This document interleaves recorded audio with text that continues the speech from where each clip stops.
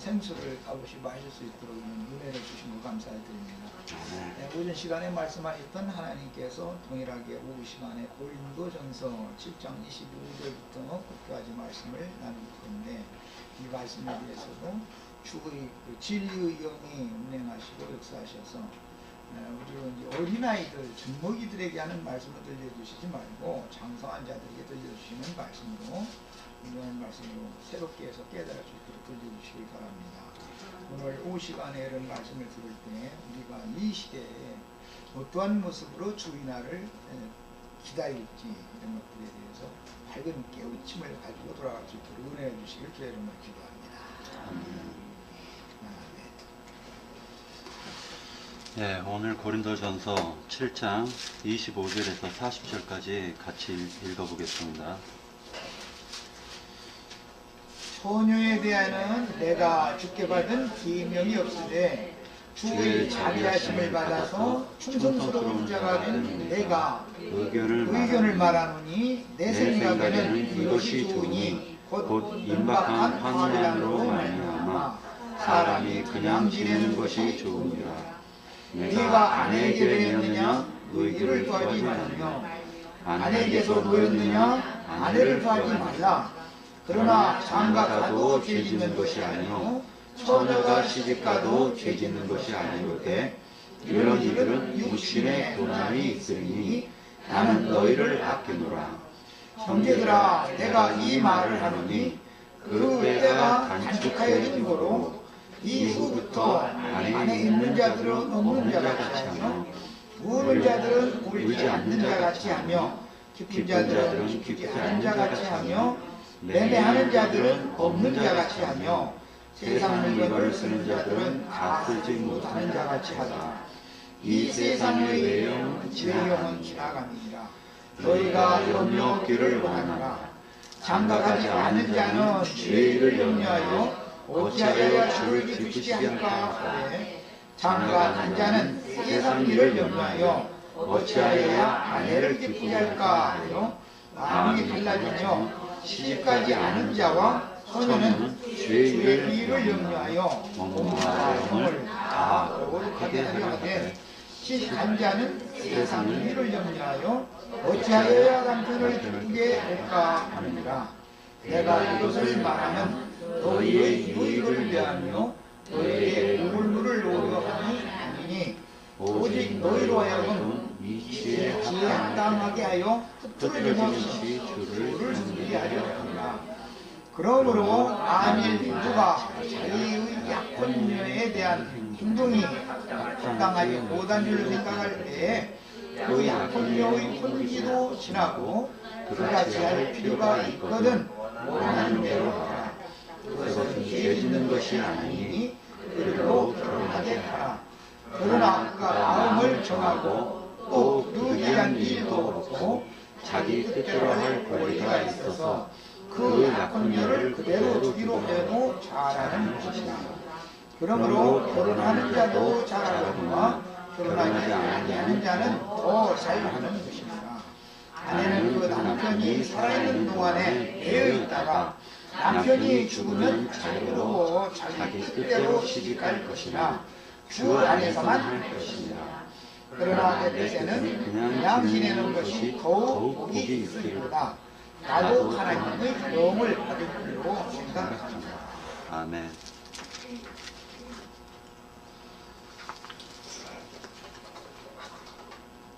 고린도전서 7장 25절의 말씀을 들어가기 전에 바로 그 윗절 18절의 할례에 대해서 잠깐 나오는데요. 할례를 말씀하시고 난 다음에 25절, 그 다음에 중요한 핵심 주제는 처녀와 가부에 대한 권면이라고 위에 파란 글로 적혀 있죠. 그러니까 처녀와 과부에게 주는 권면에 대해서 얘기를 하는데, 먼저 할례를 갖다 잠깐 생각해 보기로 하겠습니다. 성경에서 얘기하고 있는 지금 할례는 분명히 그 창세기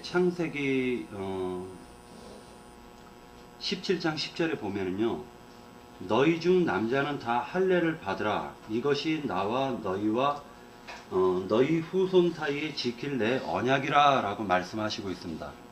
분명히 지금 하나님께서는 할례를 갖다가 행하라고 하는데, 이 할례가 실질적으로 이스라엘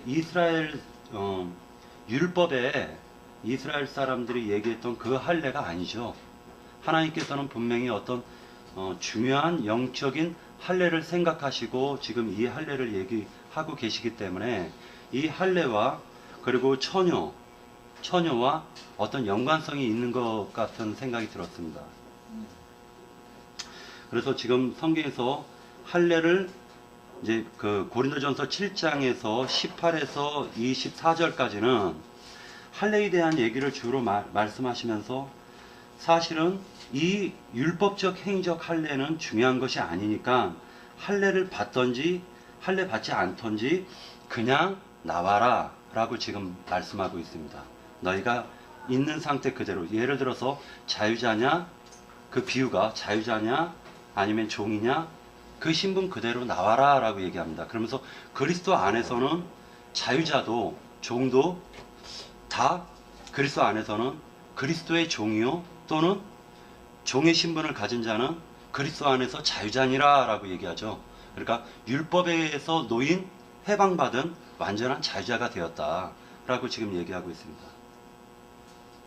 그러면서 이제 처녀에 대해서 얘기를 하고 있습니다. 잠깐 여기 그 할례에 대해서 조금만 더 생각해 볼게요. 제가 찾아본 건데요. 그 사도행전 7장 51절에 보면 할례라는 게 이런 뜻에서 얘기를 하고 있습니다. 목이 곧고 마음과 귀에 할례를 받지 못한 사람들아. 즉 다시 얘기해서 목이 곧고 마음과 귀에 할례를 받아야지만이 되는데, 참된 할례는 그것이 참된 할례인데, 목이 곧다라는 것은 사람의 교만성을 얘기하고, 마음과 귀에 할례를 받지 못했다라는 것은 우리가 실질적으로 하나님의 진리의 말씀을 받아야만 되는데, 이것이 너무나 신비롭고 비밀이기 때문에 그것이 눈에 보이는 이 세상을 가리키는 것도 아니고 어떠한 심령 세계를 가리키고 있는 것이기 때문에, 이것은 영안의 눈이 열리지 않고서는 도저히 하나님의 진리의 말씀을 깨달을 수가 없지 않겠습니까? 그렇기 때문에 마음과 귀에 할례를 받는다라고 얘기를 하는 것이 참 할례라고 지금 성경에선 얘기하고 있고요. 그러한 자가 또한 사도행전 골로새서 2장 11절에 보면, 또 그 안에서 너희가 손으로 하지 아니한 할례를 받으리니 곧 육의 몸을 벗는 것이요 라고 얘기를 했습니다. 그러면서 그리스도의 할례니라, 이것이 즉 육의 몸을 벗는 것이 그리스도의 할례다라고 하였으니까, 우리의 옛사람이 그리스도와 함께 십자가에 못 박힘으로 말미암아서 우리의 새 사람이 이제는 그리스도와 연합되어진 상태에서 참된 진리의 세계와 심령 세계 안에서 그리스도와 연합되어지는 것을 하나님께서는 원하시는 것이죠. 이 말씀을 하시면서 처녀와 과부에 대해서 얘기를 하고 있습니다. 처녀, 그리고 처녀에 대해서는 사실 이제 딸을 가진 부모님들은 좋은 신랑한테 시집 보내시기를 원하시겠죠. 근데 지금 하나님께서는 처녀를 갖다가 처녀라고 얘기하고 딸이라고 얘기한 것이, 성경에서 보니까 시온의 딸아라고 얘기를 하고 에루살렘의 딸아라고 얘기를 하고요. 이스라엘의 처녀 딸아라고 얘기하는 거 보니까 하나님께서는 온전하게 하나님이 참되신 신랑 예수 그리스도와 연합시키시기를 원했는데, 그것이 실질적으로 되지 못하고 바벨론, 즉 말하자면 강제로 하나님의 백성들을 지금 마귀가 자기의 것으로 취해가는 것을 갖다가 보면서, 에레미야 애가서에서 보면 슬피 에레미야 선지자가 슬픈 마음으로 노래를 하는 것을 우리가 볼 수가 있었습니다. 에레미야 애가의 그 그 부분을 갖다가 읽으면서 상당히 좀 어렵지만 그래도 그 선지자를 통해서 지금 하나님의 마음을 갖다가 에레미야를 통해서 하나님의 마음을 보여주시는 것을 우리가 잠깐 알 수가 있습니다. 성경 속에서 제가 처음에 여기 베다니에 왔었을 때 제가 충격적이라고 생각했었던 것은 뭐냐면, 아까 우리가 오전에도 얘기했던 것처럼 창세기 다니엘서 70일에 대해서 제가 알고 있었던 어떤 지식과, 그리고 나 형제님께서 말씀하시는 그 70일에 대해서 말씀하시는 것이 처음에는 달랐어요. 그게 뭐냐면은, 내가 예전에 알던 그 70일에는 앞으로 주께서 언젠가는 오실 것이다 라고 이제 많은 기독교계에서 아마 그렇게 가르치고 있을 것입니다. 이미 내 안에 주님께서 내 안에 함께 거하시지 않으면은 이 70일회가 사실 의미가 없죠. 영원히 안 이루어지는 거예요. 예, 영원히 안 이루어지죠. 영원히 이루어질 수가 없는 것인데, 이 71회를 갖다가 말씀하시면서 우리 속에 재림하신 그 하나님은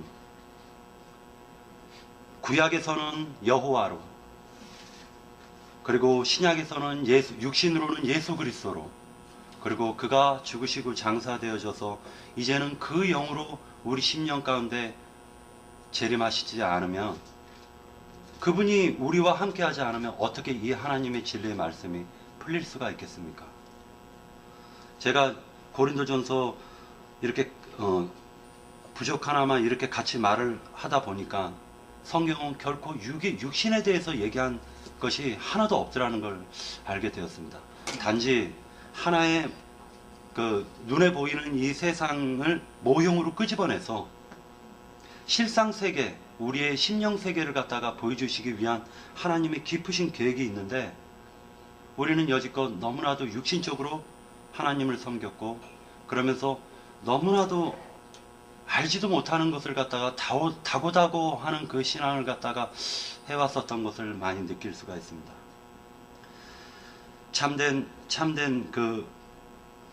오직 우리가 가야 될 그 세계가 이미 존재해 있으면서도 기독교계에서는 앞으로 가야 될 곳이라고 얘기를 하고 있었기 때문에 전혀 우리는 이 육신의 허물을 벗고 난 다음에 갈 곳으로만 생각했었던 그곳에 알고 보았더니 지금 현재 내 심령 안에 이 모든 것이 다 있고, 그 안에 시온산도 있고 하늘의 새 예루살렘 성도 있어서 그분이 이미 내 안에 임하셨고, 높은 산에 나는 그 높은 산을 향해서 나아가서 그분과 처녀했던 우리가 그분과 하나로 혼인을 하는 그러한 일들이 우리 속의 영적인 곳에서, 심령 속에서 다 이루어지고 있는데, 이 모든 것을 너무나도 기독교계에서는 영적인 세계 따로, 물질적인 세계 따로 분리시킴으로 말미암아서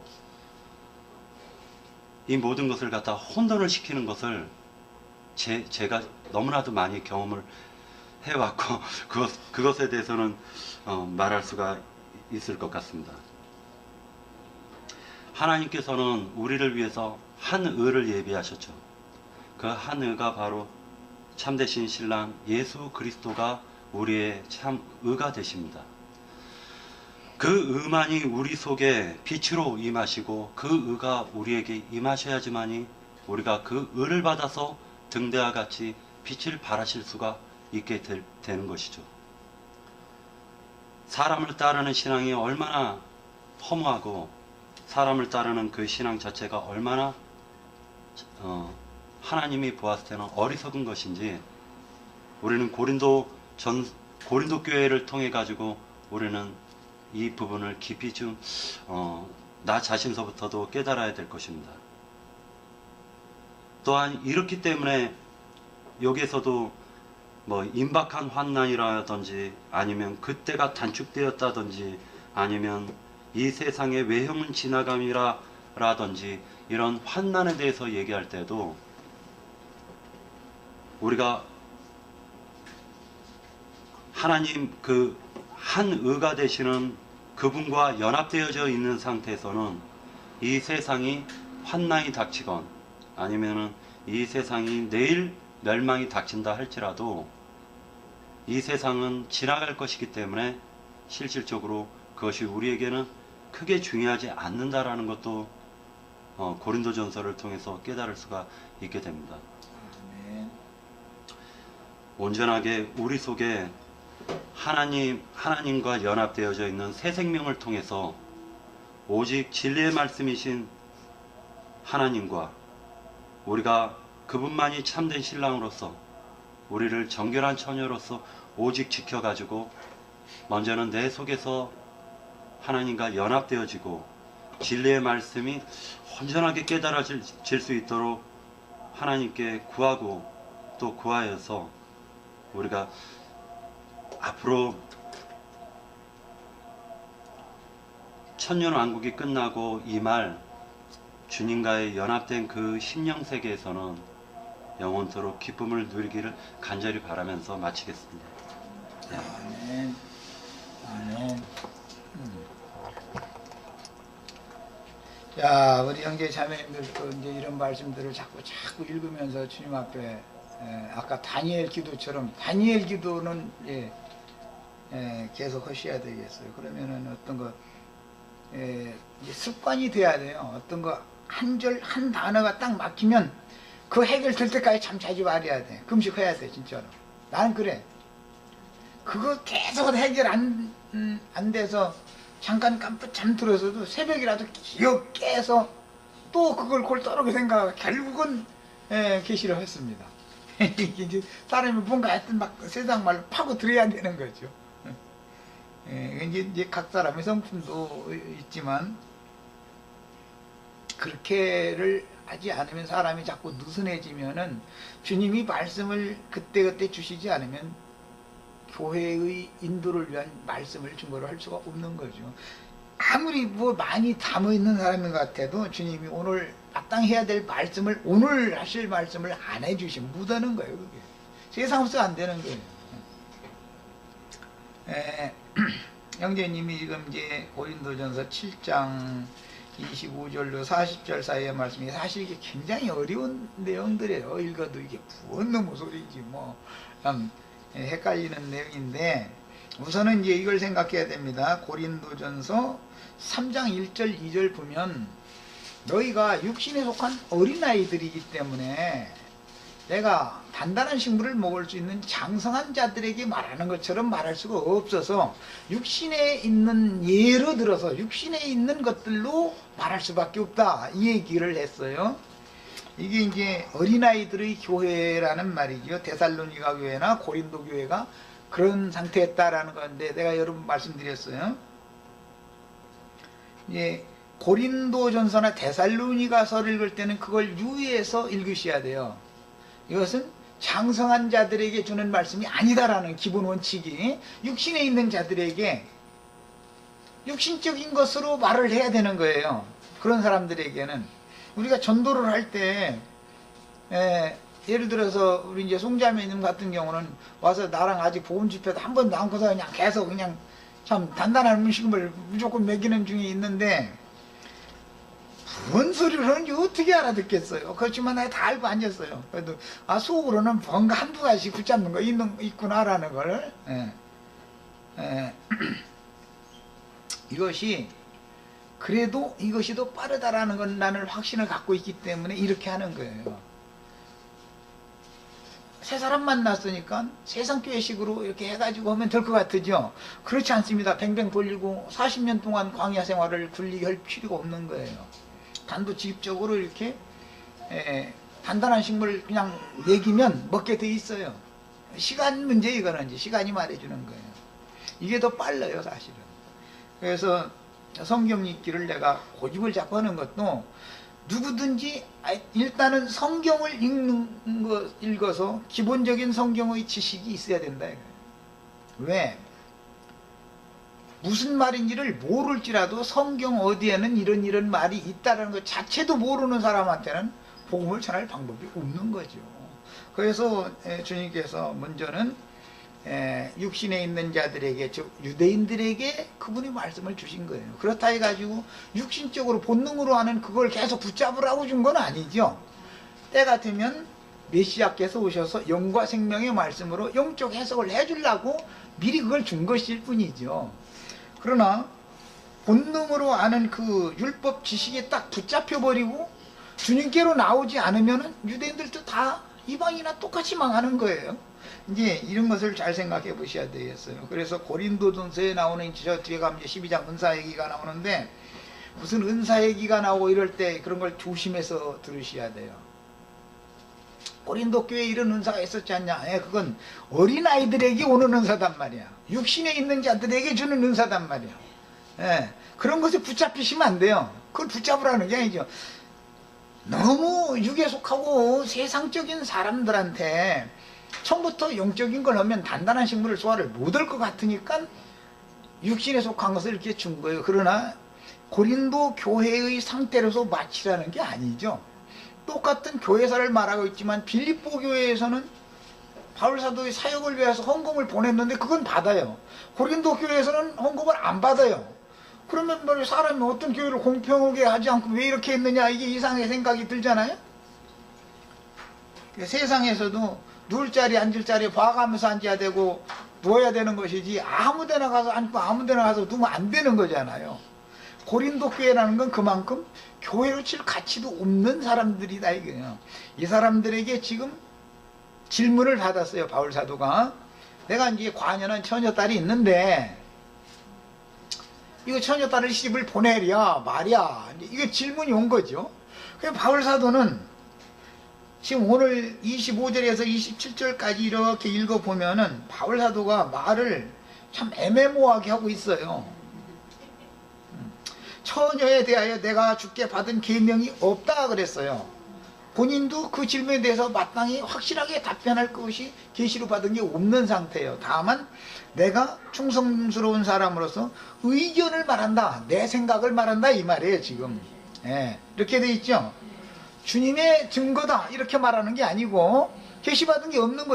그저 25절에서 40절까지는 계시받아서 하는 말이 아닙니다. 기본적으로 그냥 내가 충성된 종으로서 너희를 위해서 내 의견을 지금 말해주는 거다 이 말이에요. 이거는 그러니까 이 말은 성경의 모든 진리와 맞지 않을 수도 있는 거죠. 사람의 의견을 말한 거니까.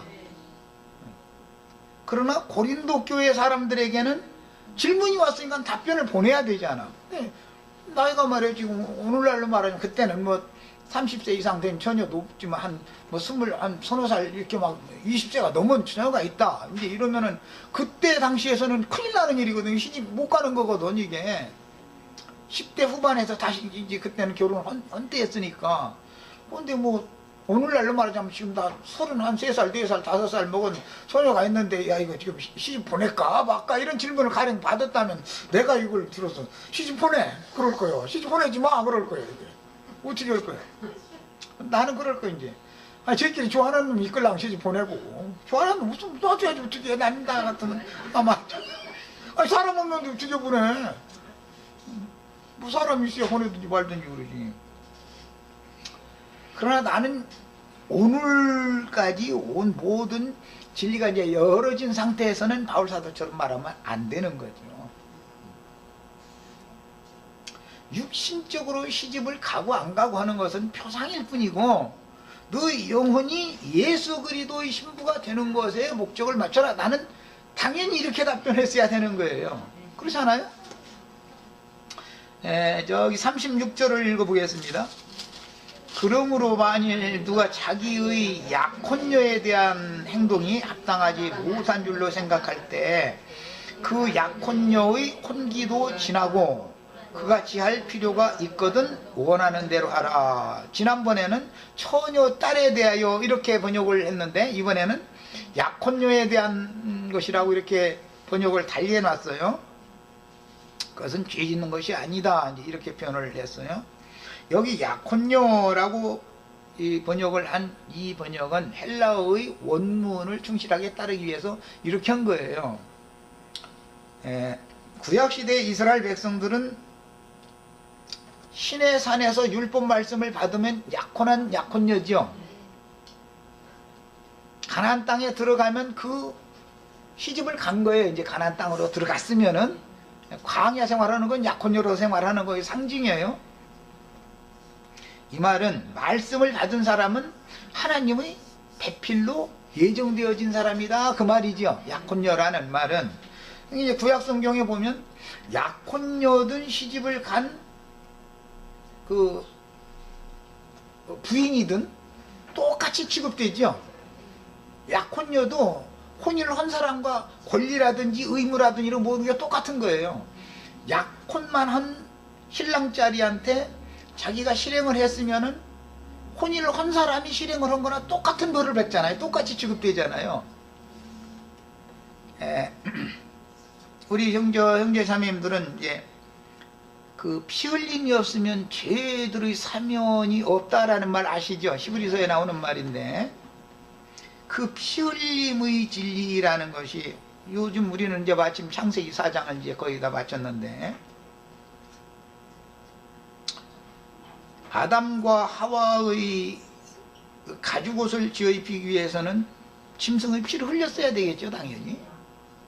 가죽옷으로 덮어줬다라는 것은 용서해줬다, 사면해줬다, 덮어줬다, 그 말인데, 그러나 아벨도 그와 같이 양의 첫 새끼와 기름으로 제사를 드리려면 죽여서 제물로 드렸어야 되니까 당연히 피 흘림이 있었겠죠. 그런데 그 제사가 완전한 제사가 아니라는 걸 보여주는 거죠. 짐승으로 제사를 드리는 것은 어느 한계가 있는 것이고, 아벨이 죽기까지만 짐승으로 제사를 드린 것이지, 아벨이 직접 죽으면 짐승 제사는 끝나는 거죠. 짐승으로 제사 드릴 사람이, 제사장 자체가 죽었으니까. 이것은 구약시대에는 이제 할례의 율법인데, 구약시대의 율법을 보면 남자들은 할례를 받죠. 육신으로 몸에다 행하는 거니까. 그럼 여자는 할례를 안 받는 거예요. 여자는 뭐 귀를 자르고 코를 빌 거예요. 뭐 어디 뭐 손가락 내밀어서 손가락을 자르고 어떻게 할 거예요, 여자는. 그런데 여자도 분명히 생명이, 육신의 생명이 살아있는 동안은 피 흘림이 있죠. 매달 한 번씩 있죠. 여기까지 얘기하면 벌써 감이 50% 이상은 왔어요. 피 흘림이 없으면 죄사함이 없다라는 말에 대한 감이 와야 돼. 남자는 할례를 행함으로 피를 흘려서 그것이 죄를 사면받는 것과 관련되는 거예요. 여자는 경수를 끝내고 목욕을 하면 처녀로 보는 거예요. 그때 경수 중에는 처녀가 아니라 부정한 여자죠. 율법에 이렇게 돼 있죠. 그래서 경수 중에는 구합을 하면 돌로 쳐 죽이라고 돼 있죠. 내가 이제 예를 드는 거예요. 이제 예를 드는 거예요. 뭐 우리 자매는 뭐 경수 끝난 지가 이제 몇십 년 됐으니까 뭐 말 것도 없지만, 가령 이제 어제쯤 우리 자매가 경수를 마쳤어. 그리고 이제 목욕했다 그래. 그러면은 처녀야, 이게. 그러면은 연합을 해도 되지만, 경수가 아직 안 끝나고 경수 중이요. 그러면은 부정한 여자기 때문에 구합을 하면 안 된다 이거예요. 이게 무슨 일을 아셔야 돼. 자, 피 흘림이 없었었다, 아직 없다, 지금 피를 흘리는 중이다, 그 말은 부정이 완전히 제거되지 않았다, 그 말이겠죠. 이것은 완전한 회개와 사면을 받은 사람이 아니다 라면은 부정한 여자죠. 할례를 받지 않은 여자죠. 피 흘림이 없는 여자예요. 여자만 얘기해서 그런데 남자 같으면 할례를 받지 않은 거예요. 여자 같으면 경수 중이에요, 지금. 이것은 율법 종교 생활을 하는 사람이다, 이 말이야. 아직 죄를 완전히 사면받을 수 있는 사람이 아니에요. 생명의 연합을 맺을 준비가 안 돼 있는 사람이에요. 여전히 육신의 생각, 고린도 교회를 말하면서 내가 왜 이 얘기를 하는지를 알아들으시라고 말이야. 너희가 아직도 육신에 있다, 이 말은 경수 중이다. 예. 너희가 만약에 자식을 낳으면 육적 자녀 날 것 같아요? 고린도 교회가 전도를 하면 영적인 신령한 아들 날 것 같아요? 어느 일이죠? 이렇다 이거예요. 자, 이 사람들한테는 육신적인 것을 표상으로 들어서 설명을 해야만 어느 정도 땅이 이를 얘기를 해야만 어느 정도 알아듣지. 만약에 나처럼 여자가 우리 예수님은 경수중인 여자하고는 혼이 났는데 만약 이러고 툭 하고 그냥 지나가 버렸다 해봐. 그러면서 피 흘림 없으면 죄사함이 없는 거야. 만약에 이제 내가 이렇게 해서 이제 나는 뭐 알으니까 나야 내 생각을 가지고 이렇게 말을 하면 우리 송자매가 저 사람이 지금 말이야 느닷없이 뭐 할례받는 얘기하고 뭐 여자들 경수 뭐 터져서 경수가 아직 안 끝나서 목욕도 안 했다고 해서 자꾸 막 도대체 무슨 소리라는 거야 음나는 소리야 막 이렇게 나오면 이거 곤란한 거죠.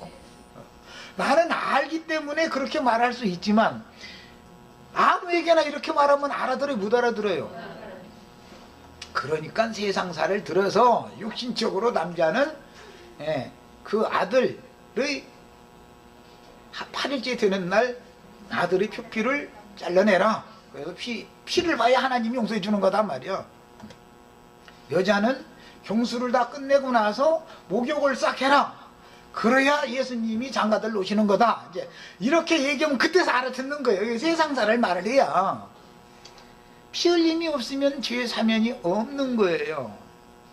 피 흘림이라는 것은 예수의 피로 구원받았다 다 이래졌지만은 내가 세상과 죄와 율법의 저주에 대하여 내 자신이 죽었어야 되는 거죠.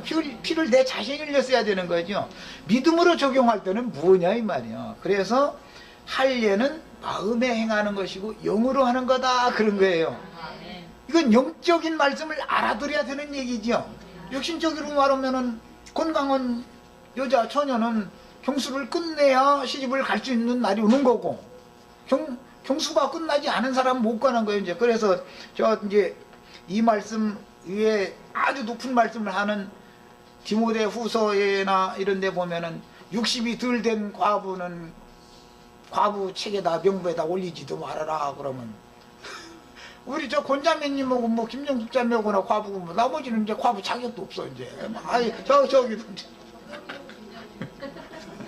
윤자매님도 있네. 아이 과부들 많네. 그러고 이게 육신적으로는 그 나이가 되면 남편 옆에 가는 것이 부담스럽죠. 자연스러운 현상이죠.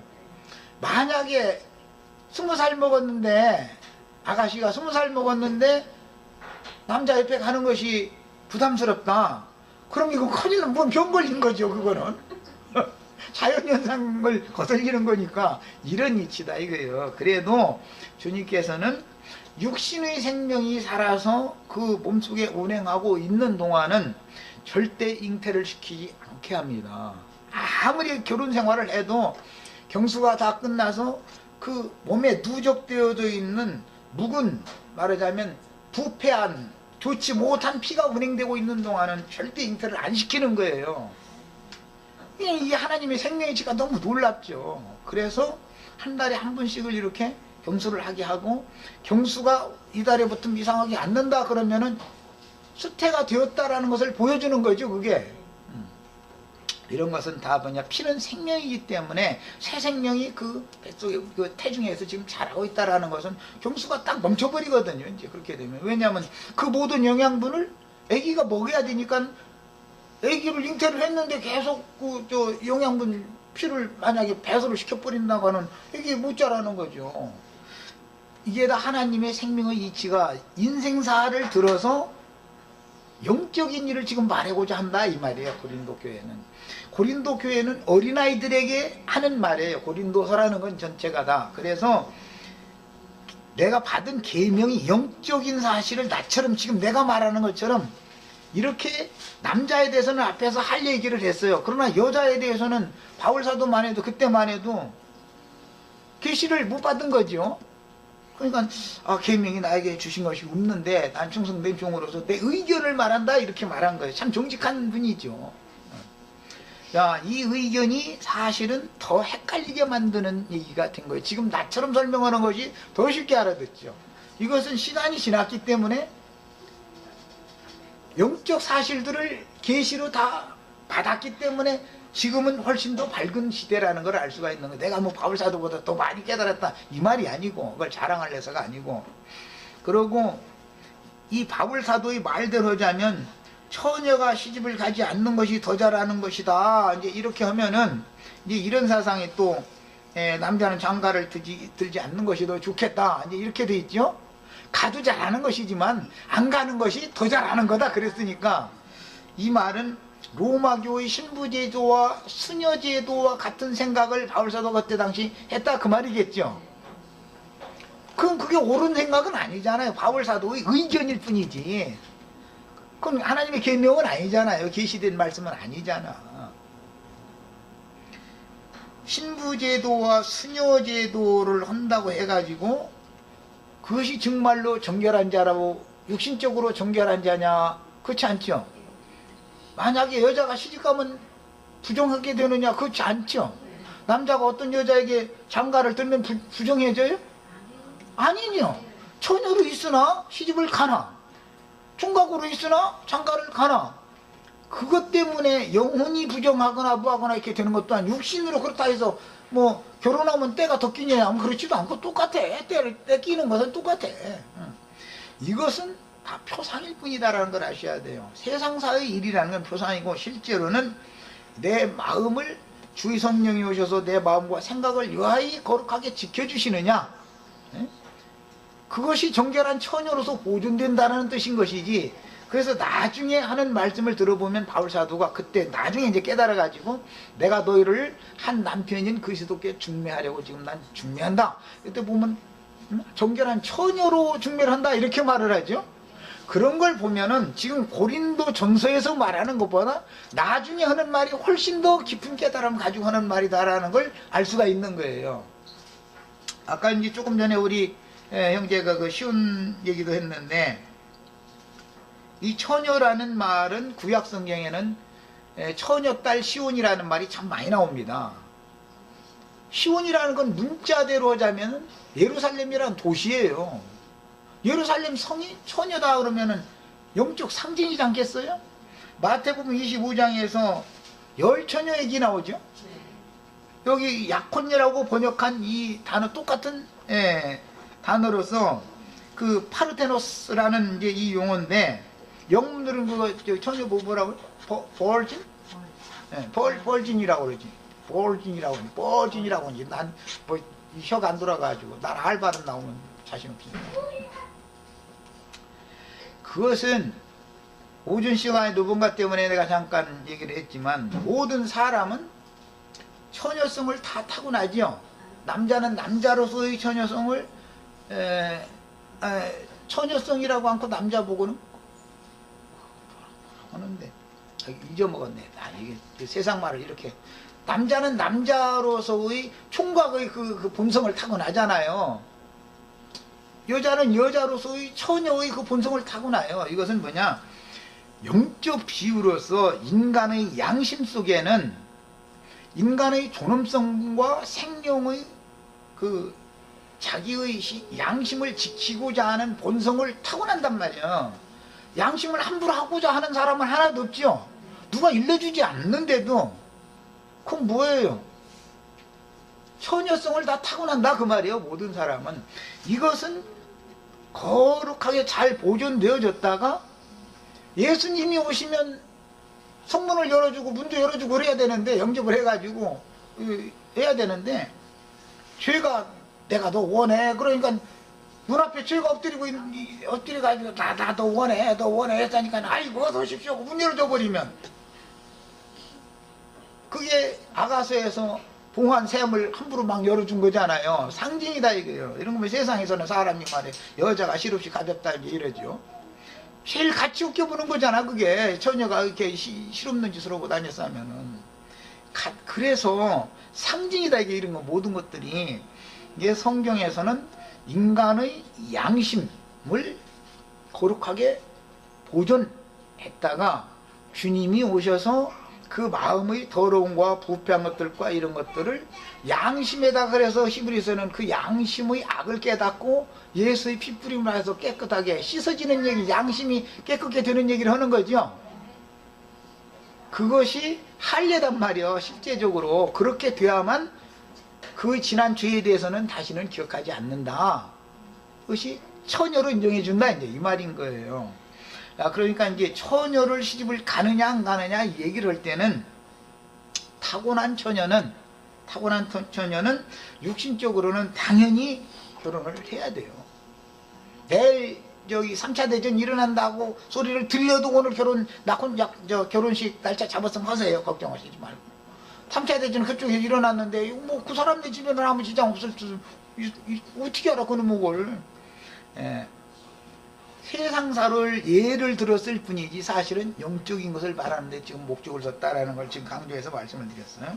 육적인 이 처녀 딸은 실제 구약성경에서는 시온의 딸이라고 그랬는데 예수님 말씀할 때는 열 처녀로 상징을 했어요. 그 24장에 보면 두 남자가 나오죠.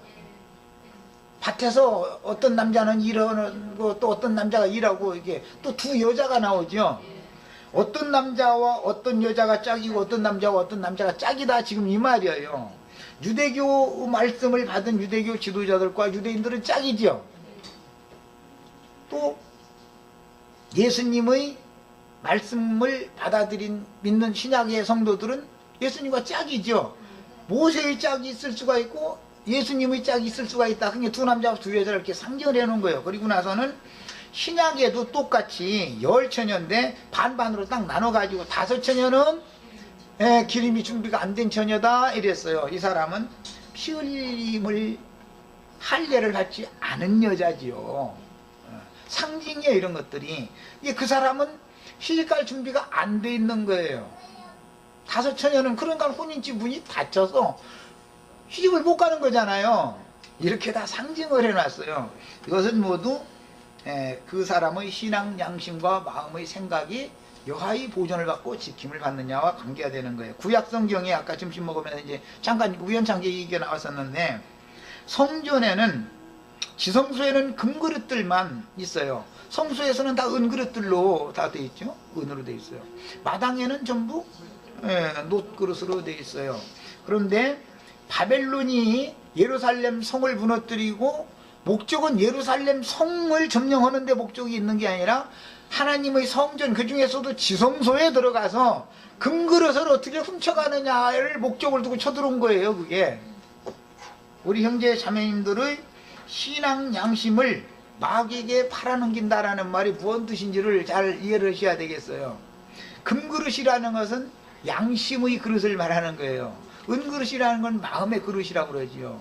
놋그릇이라는 것은 육신의 몸 그릇을 말하는 거예요. 사람은 그릇을 세 가지로 가지고 있는데 영이 구속받은 사람은 혼도 거룩하게 보존되어야 될 뿐 아니라 몸도 거룩하게 보존되어야 돼요. 그래서 성령의 전이 되어진 사람은 영과 혼과 몸을 주 예수의 날에 거룩하고 흠이 없이 보존하기를 바라노라 그런 것이지 영만 보존해라 이렇게 되어 있는 게 아니죠. 그러니까 기본적으로는 영이 우선 회복돼야 된단 말이야. 도둑질에 가가지고서 저 잔치날 거기다 술 따라 처먹고 앉았잖아요 애들이. 그런데 그 금그릇을 다 가지고 돌아오는 거예요. 뭐예요? 신앙 양심을 회복한다 이 말이에요. 예수 그리스도가 구속했다는 말은 죄들을 사면했다라는 말은 무슨 뜻이에요? 신앙 양심을 회복시켜줬다 그 말인 거예요. 자, 여기까지 하겠습니다. 이렇게 회복된 사람이나 주님의 배필이 될 수가 있는 겁니다. 자, 기도하고 마칩니다. 우리로 하여금 복음을 정확하게 깨달을 수 있도록 은혜를 주시길 바랍니다.